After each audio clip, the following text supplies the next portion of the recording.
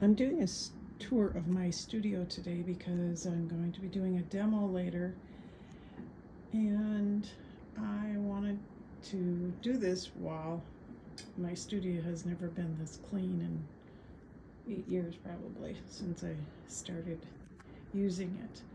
Anyway, this is my drafting table where I do most of my fusing, and my Janome sewing machine for piecing. Here's one of my more recent artworks called Into the Woods, with acrylic painted background and fused trees in the front of that. This is my Capri sit-down long arm, I guess you could call it. It has the deep throat that I like for machine quilting.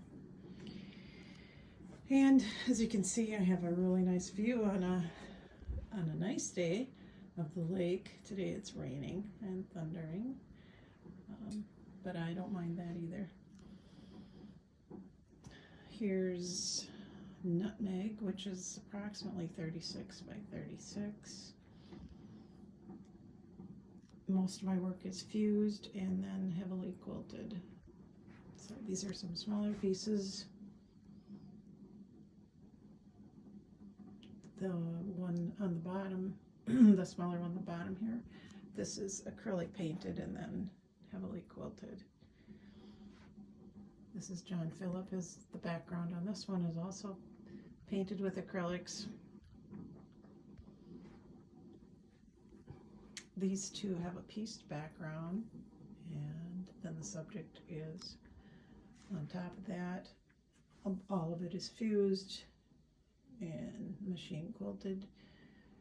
As you may have noticed, a lot of my work is simplified abstraction, and that's my preferred method. I also like to have my cuts done very choppily. I don't like things to look too real. This is one of my favorite pieces. This is Skippy. And another method that I use is where I stitch in black thread on whole cloth, white fabric, and then I go back and paint with watercolors, and then go back again and do a lot of heavy quilting. So these two small ones and then this larger one are done in that style. Some of my backgrounds have a more simple way that I like to do, which may be less distracting. And I really love the gradated fabric, so that's one reason I like to use them in the background. So this one is done like that, with that type of fabric. Skippy has that kind of a background, and also Nutmeg has that gradated background. So that's basically my studio, but in the hallway I have room to hang a few things.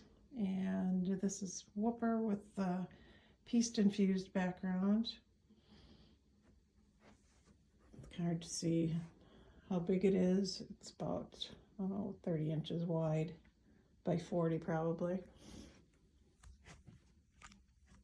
Another one called the Maidenhair Fern, approximately the same size.